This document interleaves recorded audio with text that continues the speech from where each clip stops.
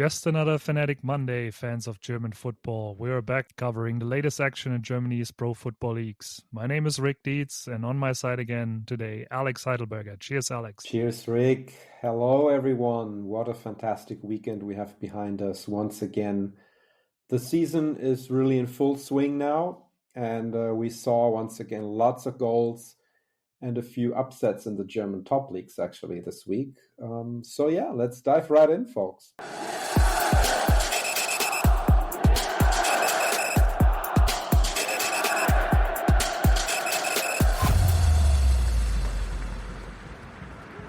Yeah, Alex, let's start with Bundesliga 1. What a great top game between Bayern and Bayer Leverkusen this weekend. It was on Saturday evening in Germany. Bayern had around 70% possession and Leverkusen really concentrated on defending for the most part. In your opinion, Alex, does this show the new or, some might say the old power ranking in German football? Do you see Bayern as a designated champion at this point already, or are we up for some surprises? What are your thoughts on that? Yeah, Rick. Well, definitely. First of all, it was a really great match, and even though we didn't see a whole lot of goals, it was, I think, from a tactical standpoint, a strategic standpoint, really on a super high level.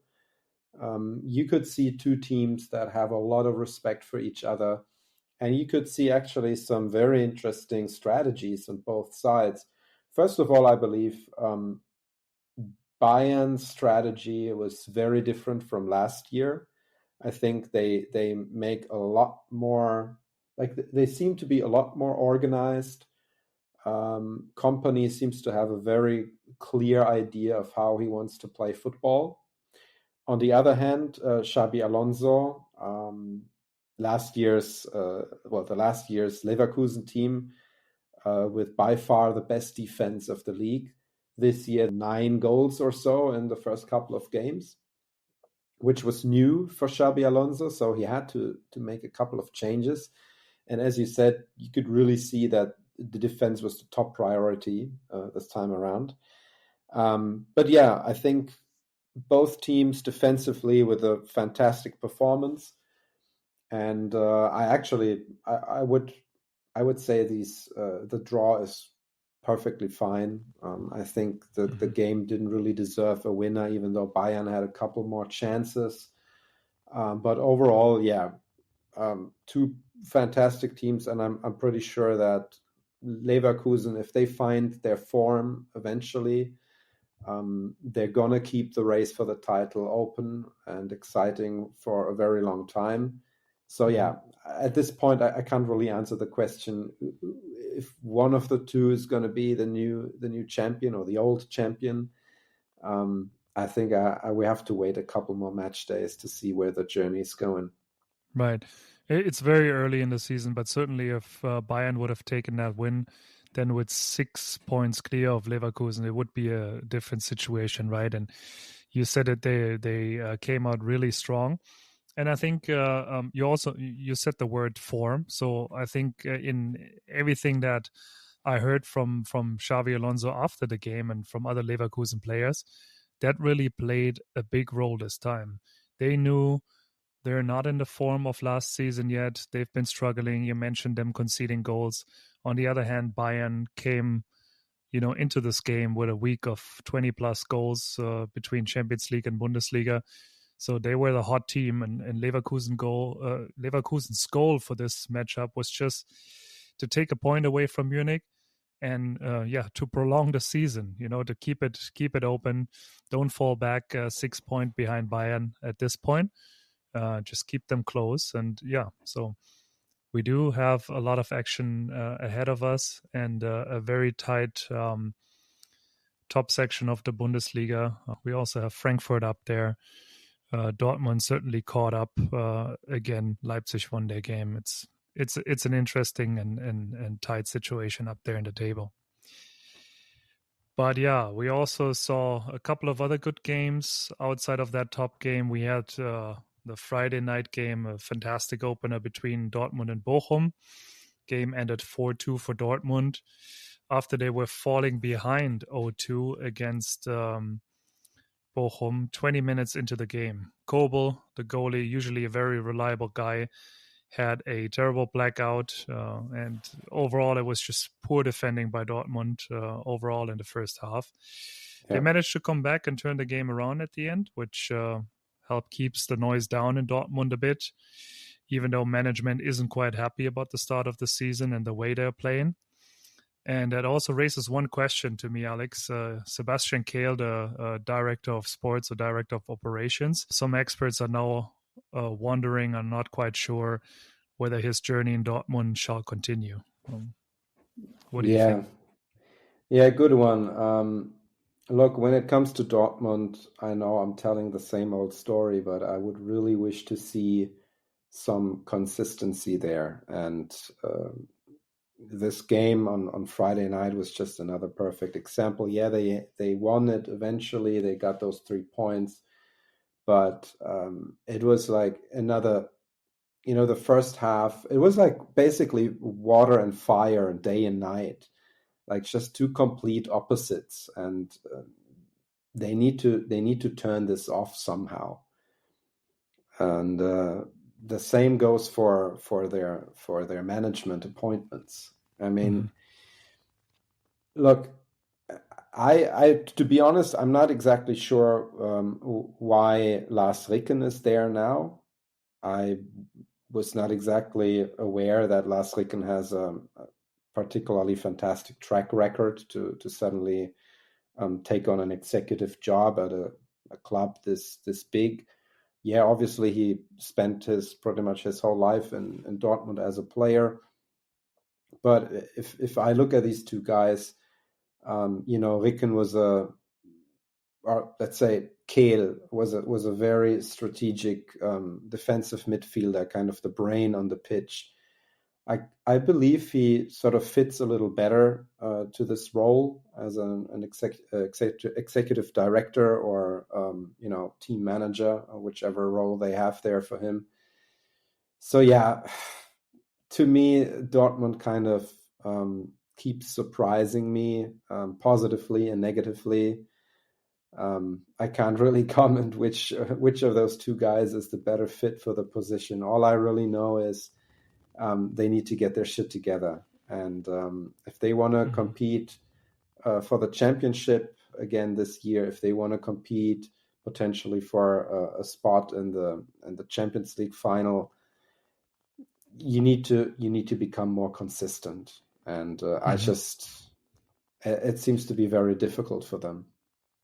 Yeah, certainly a little bit overstaffed on the management level, right? Besides those two guys, Ricken and Kehl, they also got Mislintat back, who had a few successful years in Stuttgart and then a small session there in Amsterdam where he got fired apparently after some disputes. So they got a lot of expertise in sports, but Sommer as well. You have Matthias Sommer back in Dortmund as some sort of a consultant, whatever that means. Could mean anything or nothing. And Watzko, of course, is the big boss that still seems to pull the strings for the most part. So yeah, one might say they are a little bit overstaffed on with sports expertise, and I don't know if that's always good. But we should certainly also acknowledge Alex San Pauli's first win of the season in Freiburg. Quite a achievement away in Freiburg, especially this high with a 3-0. Quite a surprise, especially because Freiburg seemed to be very strong going into the season and is a clear contender, in my opinion, for Europe. So yeah, that's a real upset here of the weekend. Yeah, it came as a big surprise to me as well. I actually believe that Freiburg. I'm a big fan of Freiburg's philosophy and the way they've been building this team, the way they transitioned from their old coach who was there for many years, Christian Streich, to the new coach Schuster.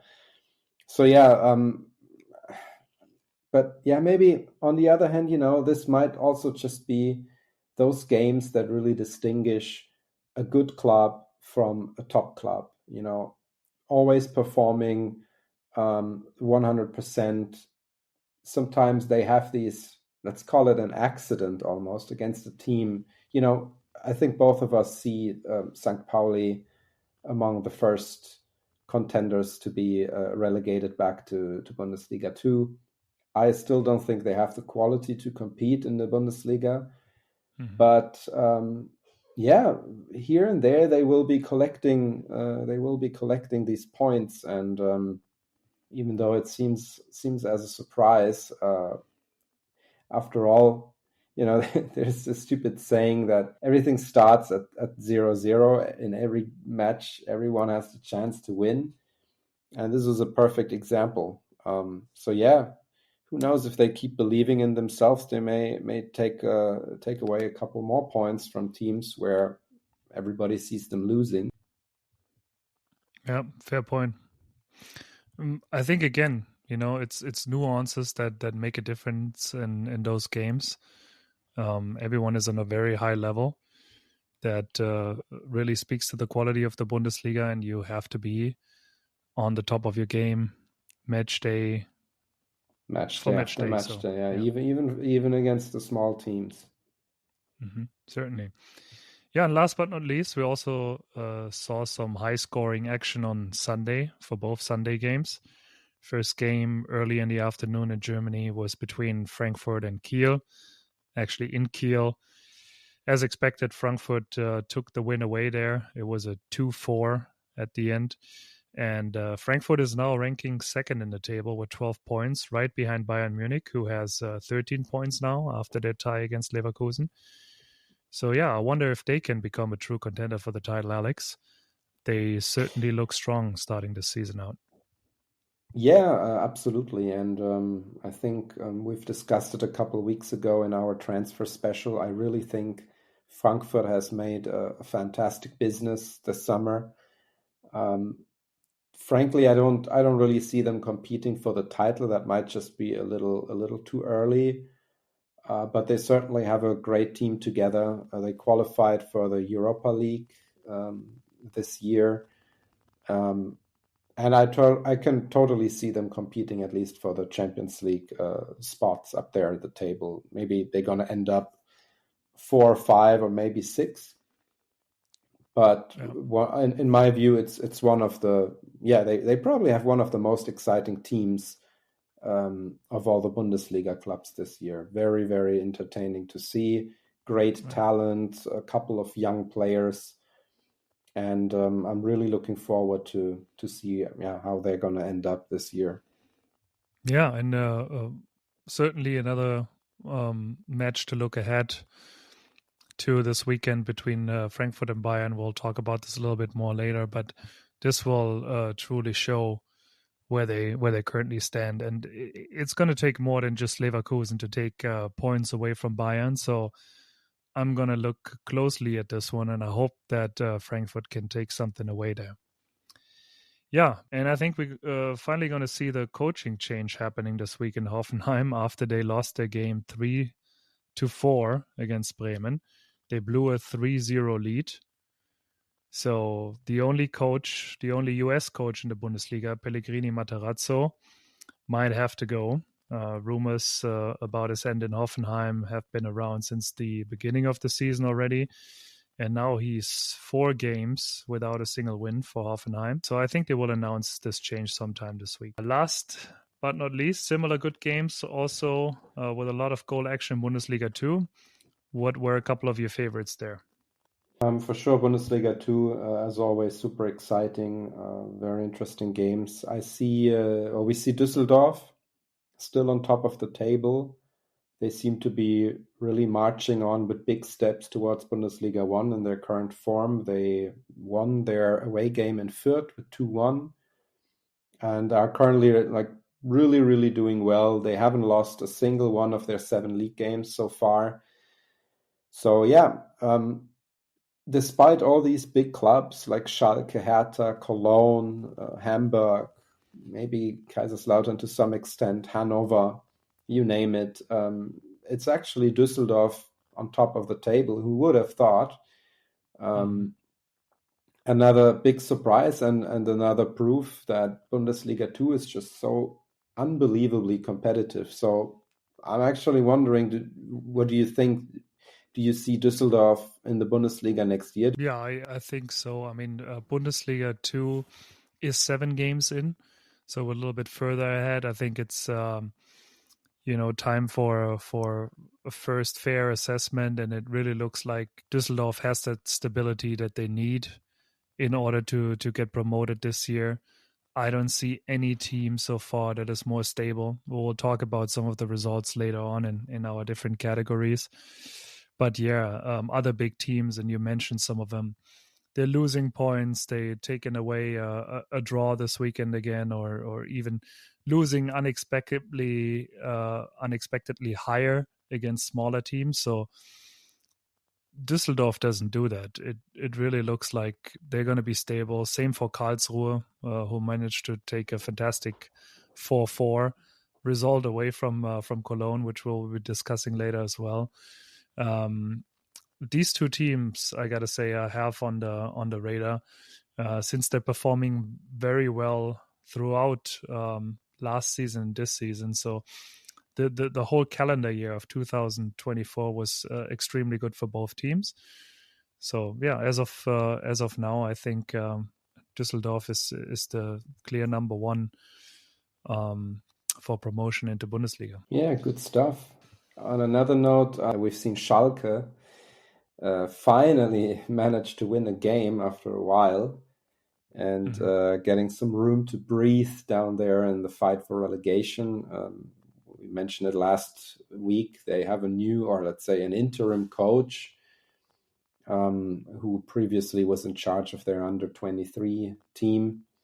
So yeah, like it is oftentimes the case, and it's really, really surprising. Once the old coach is out, a new one comes in, even if it's just an interim solution. Oftentimes you see them winning their first 1, 2, or 3 games for whatever reason, and sometimes I'm really wondering what is behind all of this. Is it is it in their heads? What's the reason for it? Is it something that they can just start fresh, or is it a matter of, hey, there's a new coach in town, everybody has to perform 110% to not lose their spot on the team? Why do you think is it that we can always see this trend of a new coach coming in, and even if it is an unexperienced one, and certainly not a long-term kind of appointment, we oftentimes see these teams picking up a win or two? What do you think's the reason for that? Yeah, it's a very tough question, right? But I think you have to have the right strategy for your team. Have the right system for the players you have in your team. You have the right fitness levels, right? If I look at Bayern Munich last season, some experts and also management at Bayern, some of the older guys like Uli Hoeneß, he said in a couple of interviews, the team didn't train enough. They didn't have enough practice last season. Now under Vincent Kompany, they're working again. They're back working. So those type of things, right? The right practice, the right system. Sometimes it comes down to things like the right nutrition. If you listen to a guy like Jürgen Klopp and how he took some chef, I don't know if you work with him at Dortmund, but renowned chef from Germany, he brought over to Liverpool FC to basically create a whole new nutrition system for Liverpool FC, and it's part of their success story, right? That the players eat right.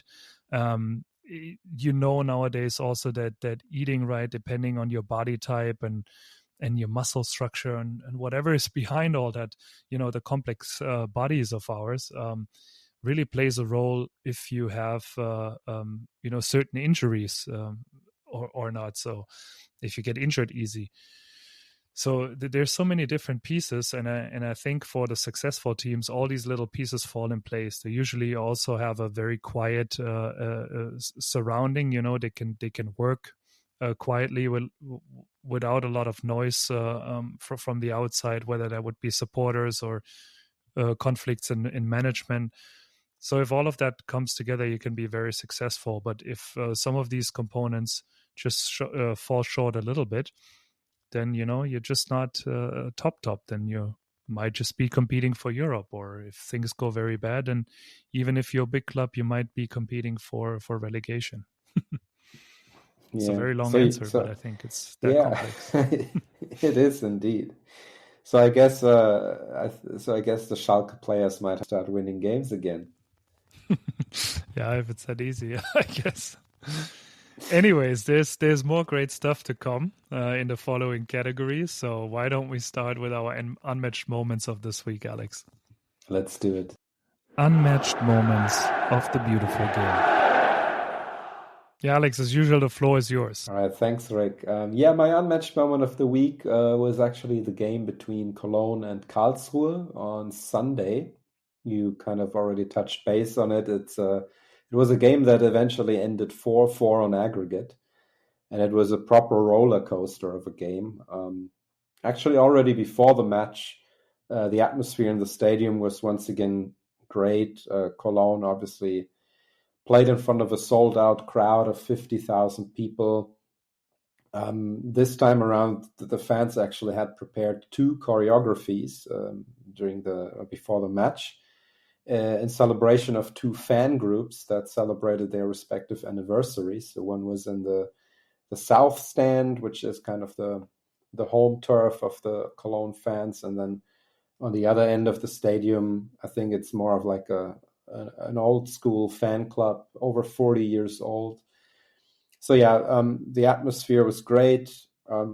Insane start into the game, actually. From the first whistle, Cologne started off like a rocket, and they went up 3-0 after no more than 15 minutes. But only 15 minutes after that, Karlsruhe, on the other end, had suddenly scored 2 goals as well, and were very close to equalizing the game already in the first half. But then, yeah, Cologne scored once again before the halftime whistle and made it 4-2. So, yeah, 6 goals in the first half alone, which is kind of insane already. And then in the second half, the game, yeah, it slowed down a little bit. But within only 4 minutes, Karlsruhe eventually scored their third and fourth goal of the day, and that was also the final result. So anyway, needless to say, proper football fest there in Cologne.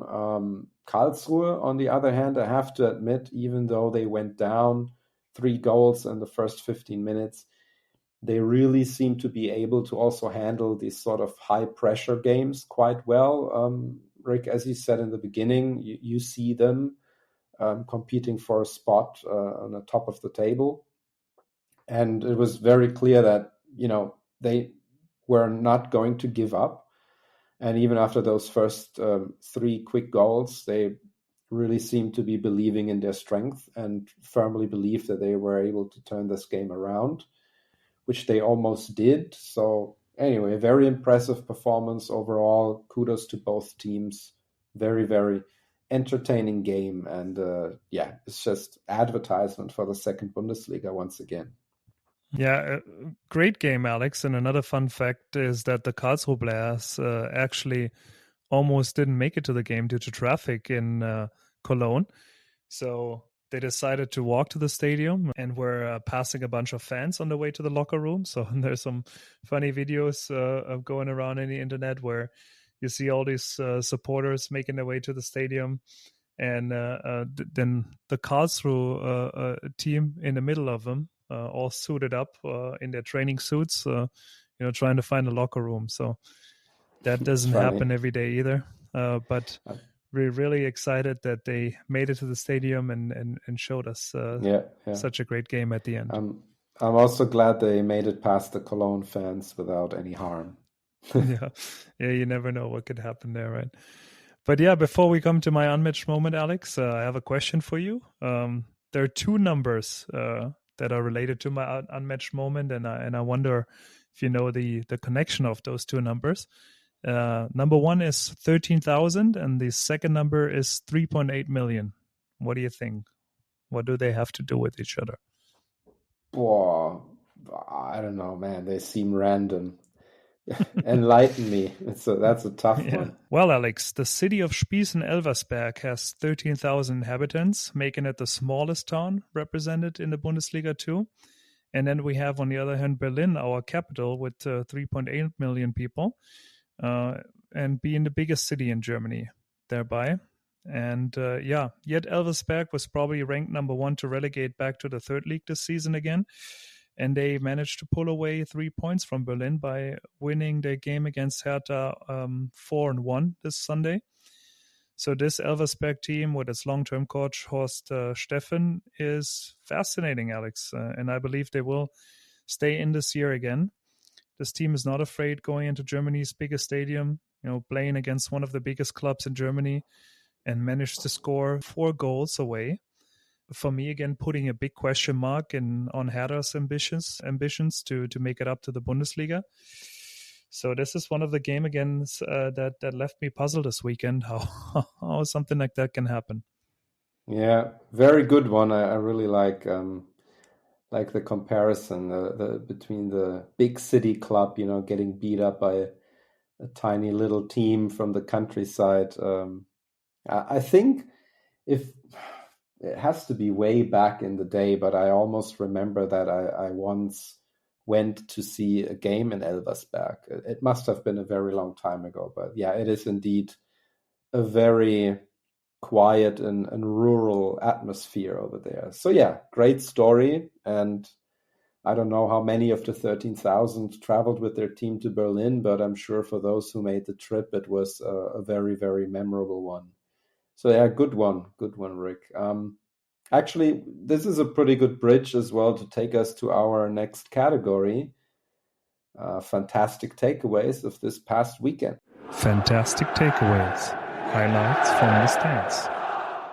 Yeah, good call, Alex. And my fantastic takeaway of this week was the Hannover fans celebrating the Niedersachsen Stadium, which is today called Heinz von Heiden Arena. Yeah, and that stadium in Hannover is a really special one. The Hannover supporters showed a two-faced geography on the stands, outlining the history of the stadium. And it was really nice to see. It's actually, behind that story. Hannover Stadium was not only the second biggest German stadium behind the Olympic Stadium in Berlin for quite a while. It was fitting over 80,000 spectators at one point, but it was also built on debris from the Second World War. So Hannover was heavily bombed during the World War, and part of those debris were used to build up the stadium in the early 50s. Today is, like you like to say, Alex, a typical modern football arena. Certainly, in this case, I agree 100% with you. It's lacking some character. I never quite enjoyed going there. It's just, it's not on my favorite stadiums, and it just fits under 50,000. But that story again, we mentioned that with a lot of clubs, but Hannover is a really, really big club with lots of histories. Played many years in Germany's top flight, and that stadium has its great history. So I like how the fans are still honoring that, and gave it the proper stage and celebrated that 70th anniversary of the stadium. Yeah, absolutely. And Rick, very great pick. Actually, indeed, a stadium with a long and, as you said, also kind of moving history. So yeah, it's nice to see how the fans kind of keep remembering that and keep going, or keep remembering, the roots of the club. Also in some way how it is connected with the city, right? I'm sure a lot of people lost their lives back then. A lot of people were then also involved in building it up again. So very, very good pick. And at least the new stadium, even though we both don't like it very much, I think it was built in the same spot. So in some way, the history lives on. And as we've seen this weekend through their choreography, it's still very much present in today's day and age. So yeah, good to see. All right. My fantastic takeaway of the week is actually from a much, much smaller stadium, the Preußen or Prussian Stadium in the northwestern German city of Münster. The club who's at home over there is the SC Prussia Münster, and they played against Schalke on the weekend. As we said before, Schalke managed to win this game, in fact. But yeah, both sides showed a very, very nice choreography. Münster was using, a lot of green and black flags, which are the colors of the club, with a large banner in front of their home sector that, it read something along the lines of, and I'm just going to loosely translate that into, quote, "We are not going to Schalke," and "Who is the BVB?" The Borussia Dortmund in that case.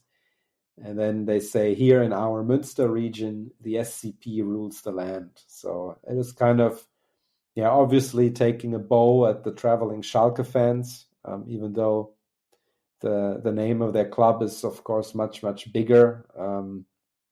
To them, it's just, it's Münster who's ruling the region here, irrespective of the size of the club, or if there are bigger clubs around them. It doesn't matter. This is their home turf, and so they showed a very nice choreography. And since it was an evening game, of course, both sides used a good amount of pyrotechnic and some flares. As again, you got to make it look nice when the sun is down and you're on live TV, of course. So very, very nice choreography. As I said, Schalke took the 3 points away, but Münster is definitely a nice addition to the second Bundesliga, aside kind of a contrast to all the big ones. Yeah, Alex, and as the other teams, Münster has to step up their game, especially when it comes to that stadium. It's a nice, as you said, traditional stadium. It has been there for a long time, so it has some of that 60s, 70s character still that other German stadiums had as well. But the DFL, the German League Corporation, has stricter rules around stadium capacities and stadium design and amenities. So they just got the license for the Bundesliga 2 this season, with a lot of red flags on it, so to say, things that they need to improve. So Münster actually just introduced a new stadium concept. And it looks actually, Alex, maybe we should feature that on our social media channels as well, so people can take a peek of it. It looks like a really nice concept. Like, this is going to be a football stadium that will maintain some of the character that we always talk about. So I'm actually quite pleased and excited for the stadium build out, and just hope, like you, that such a special team would, again, I think Münster was even a founding member of the Bundesliga, if I believe so, yes. So it's a team that should definitely stay on this level, on the Bundesliga 2 level at least. So I hope they can continue to compete. And Schalke, on the other hand, with this win, just made it out of the clubal trouble category this week again. But we have a couple of other topics that we should discuss, burning topics that came up this weekend again, with some of the losses and some of the movements around the table. So I suggest we move on to clubal trouble, Alex. Clubal trouble. Painful to watch. Yeah, clubal trouble, Alex, in full swing now. Certainly many clubs and leagues at this point of the season are going through some rougher times already. We've mentioned Hoffenheim earlier. We've mentioned Bochum last week, who could be up for a coaching change this week as well. So I'm curious if we hear any news there from the Ruhrstadion after the loss against Dortmund. But I actually ended up picking Nuremberg, because of the combination. Nuremberg, again, also big tradition club in the second Bundesliga, and their coach is a World Cup winner. We have Miroslav Klose there, and he might face his last game as a coach for Nuremberg this upcoming weekend already. He just started his job in the beginning of the season, but after 7 games, he's ranked 14th in the table with this team, and many are calling for his end already. So I like Miro a lot, as you know, Alex, and I always perceived him as a quiet guy. So I really wonder if that coaching job is actually the right job in professional football for him, or if we might, see him somewhere else. Because if this doesn't work out in Nuremberg, let's face it, it's his second coaching stage after, I believe, some first club in Austria. I can't even recall. Yeah, Sorry for that. Switzerland. Yeah, let's check that again. But anyways, it's definitely unfortunate for Klose. Yeah, but I don't know. How do you see him as a coach? Yeah, good question, man. Look, obviously, I have huge respect for Miro Klose. Certainly one of my personal footballing idols, and of course a World Cup winner. But as we've seen, a World Cup trophy is not necessarily qualifying you for a top coaching job. And I gotta agree with you there. It's I'm not exactly sure what his strategy is, what his style of football should stand for. I do know that he has done. He also worked at Bayern. I'm not sure if it was the youth academy or some assistant coaching job. I almost want to believe that he worked for some time at the DFB as well, but I'm not exactly sure if that is true or not. So yeah, nonetheless, he's had some decent training as a coach, but he doesn't seem to really be able to bring his philosophy out there on the pitch. So yeah, maybe this job is just not for him. Hard to tell. But yeah, again, I talk a lot about consistency. Maybe he just needs some more time. I don't know. Yeah, that might be the case, certainly. Or some folks are also just better in the second row. Remember Hitzfeld's long-term assistant coach, Michael Henke, yeah.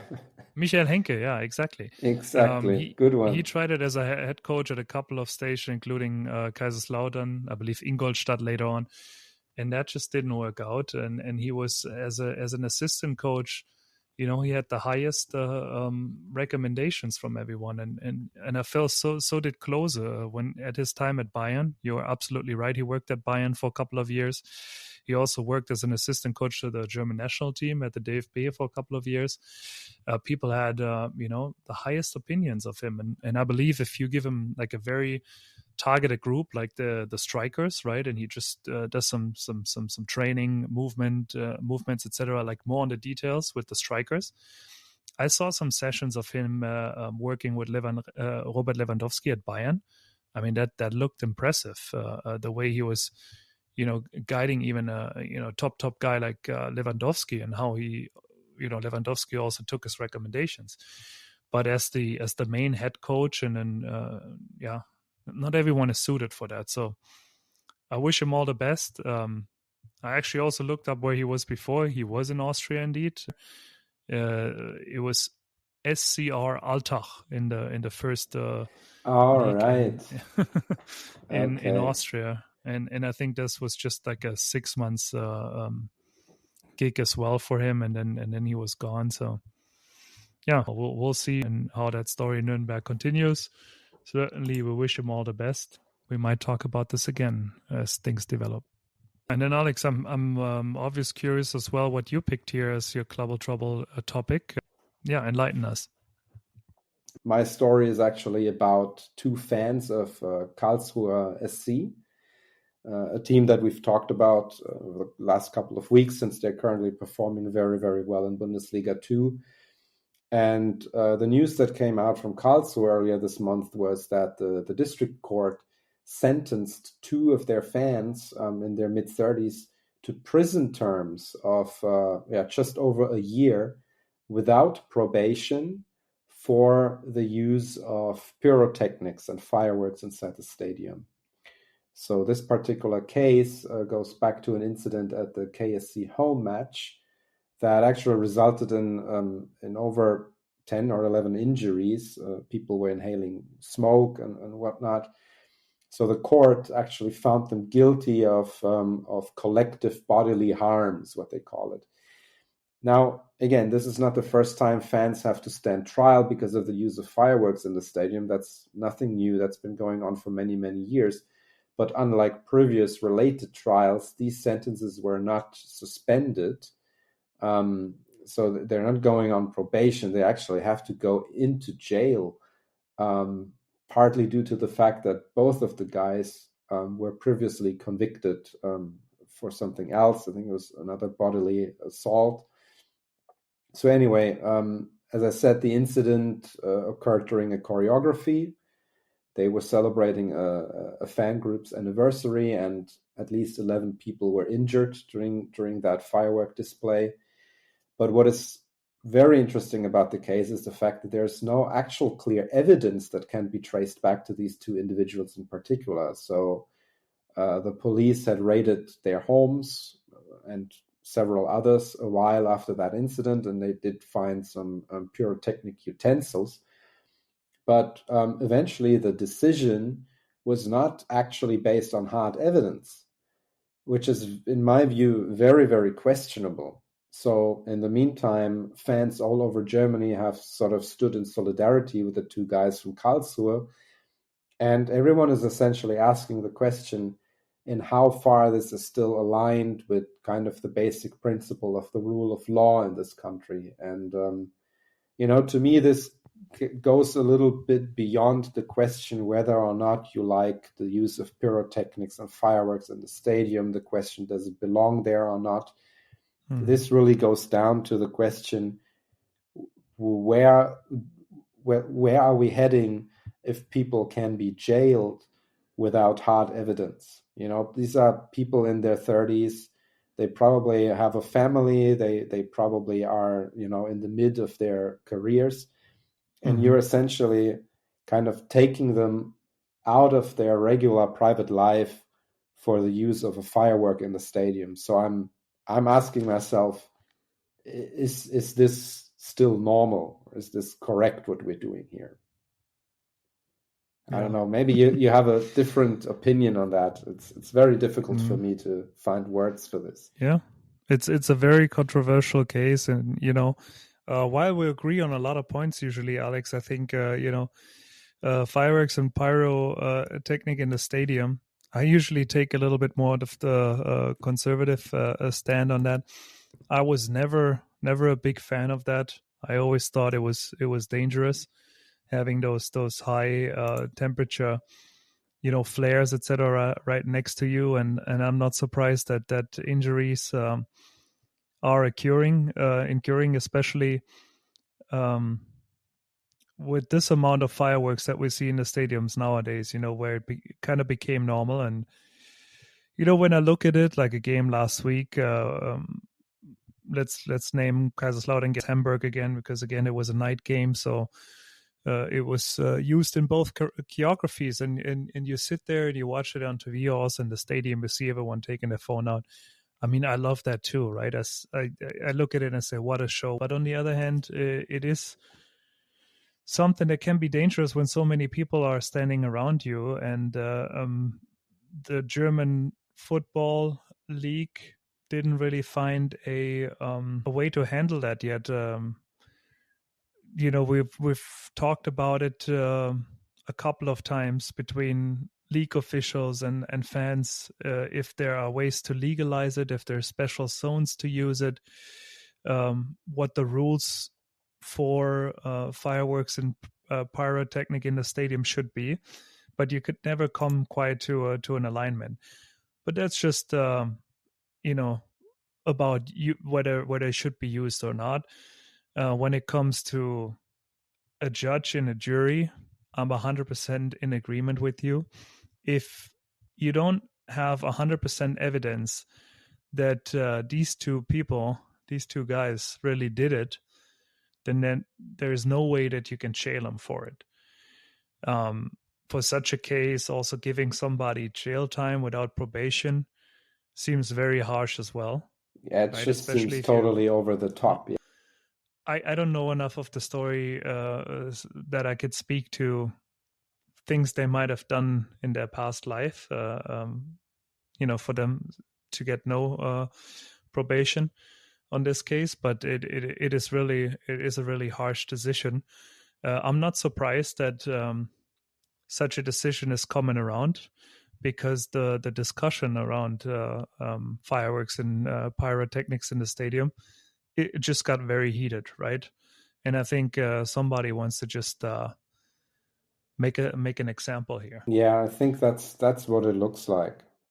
It's almost as if they're trying to send a signal, like this is what's gonna happen to you, like to all of you, or it can happen to anyone really, if you continue with the use of fireworks in the stadium. Nonetheless, I don't think it's a fair case. It's very, very questionable, and I believe we will see more signs of solidarity in the stadiums with these two guys, or the fans in Karlsruhe all together.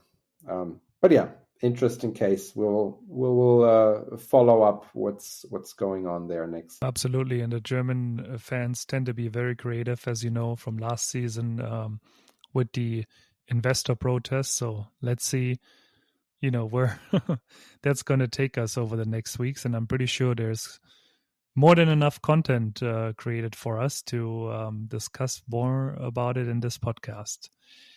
But yeah, as people say in those type of situations, unfortunately, the show must go on. And we will have a lot of good matchups coming up this week again. So we will discuss those in our final category of the day, Schedule Ballers. Schedule Ballers. What's kicking next? Yeah, fans, another week of football action ahead of us. Tomorrow, the second match day of the Champions League will be starting, and the leagues are going to continue on the weekend. What do you have on your cheat sheet, Alex? Yeah, definitely the Champions League. As you said, we are going to see a couple of interesting fixtures on the second match day of the league stage. In fact, the Bundesliga teams, of course, are facing very, very interesting teams. Starting off with Dortmund, they're playing their home game against the Scottish giants Celtic Glasgow. In fact, they're already playing tomorrow night.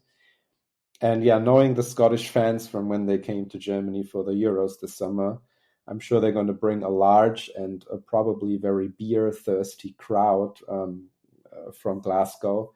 So I think this will be, both on and off the pitch, a very, very great game.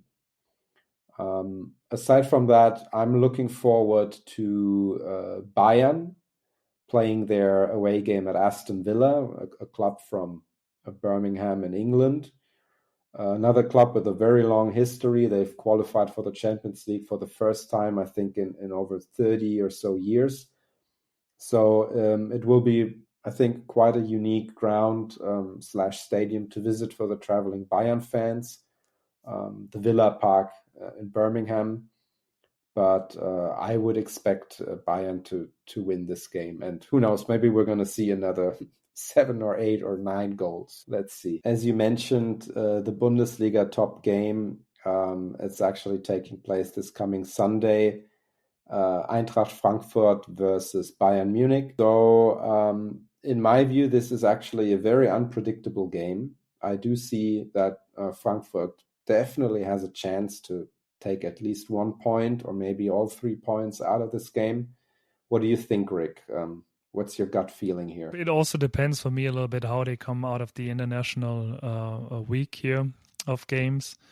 I believe that this time the Europa League is actually happening on Thursday, so Frankfurt should have a game as well. And that's why this matchup also takes place on Sunday night. And yeah, Frankfurt struggled there last week against Viktoria Pilsen. They got a late equalizer. Game ended 3-3. So I'm curious how Bayern Champions League performance in Villa will go, and then how Frankfurt will play their game in the Europa League. Bayern just looks very sharp right now, so my gut feeling says Bayern will take a win. But I mean, my heart, I want a really tight title race, and again, in my belief, other teams need to take points away from Bayern. Cannot only be Leverkusen. Otherwise, it's going to be a very lonely season for Bayern up top. So I really hope Frankfurt can pull something away. They certainly have a great home crowd, so they will, cheer them forward, scream them forward. And I hope they can achieve a tie at the end, or maybe with a little bit of luck take a win away. But the Bayern is the heavy favorite on this one. Bayern is the heavy favorite. Sorry. Yeah, agreed. All right, but not only the Bundesliga 1 and the Champions League have a couple of nice games lined up. Also, the Bundesliga 2 with a few big matchups this coming weekend, starting off with Saturday's top game between Schalke and Hertha. Two giants who desperately want to return to Bundesliga 1, but have been struggling to find their form this season, as we all know. And that is followed by Sunday's top game between Fortuna Düsseldorf and Hamburg. And another noteworthy game is actually taking place in Braunschweig, which is the regional derby in Lower Saxony between Eintracht Braunschweig and Hannover 96. Two cities which are very close to each other and have been fighting out a long standing rivalry. So couple of exciting games also. Yeah, that's a true derby, right? The true derby in this area. I mean, Wolfsburg is the Bundesliga club in that area, and Hannover was in the Bundesliga quite for a long time. So that small derby happened not too long ago, but the real derby, the traditional derby in that area, is between Hannover and Braunschweig, and it's another derby where it came to many fan conflicts over the last year. So I also know that there's a standing prohibition by the local authorities that both teams kind of have the last chance to show good behavior, and otherwise, I think if it comes to conflicts again, they might be up for a game without the spectators, at least without away spectators. Yeah, true. I think they already kind of reduced the capacity of Hannover's away sector, of the away sector for the traveling Hannover fans in Braunschweig to like 60% or something.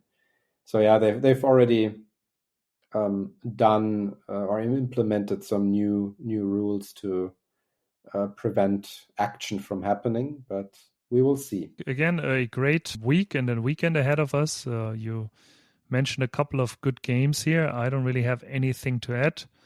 We'll obviously see Schalke on the weekend with a new coach, or maybe we will see them with a new coach already in this matchup. We will, continue following and watching the games again, and we'll be back with a fresh episode for you next Monday. In the meanwhile, as usual, and we've seen our numbers increasing so thank you to the guys that left us a follow or like or commented on our episodes. Please continue to do so. Send us feedback. We really appreciate your support. We thank you for listening, and we hope you tune in next week again. Bye guys. Thank you guys. Have a good week ahead and talk to you next week.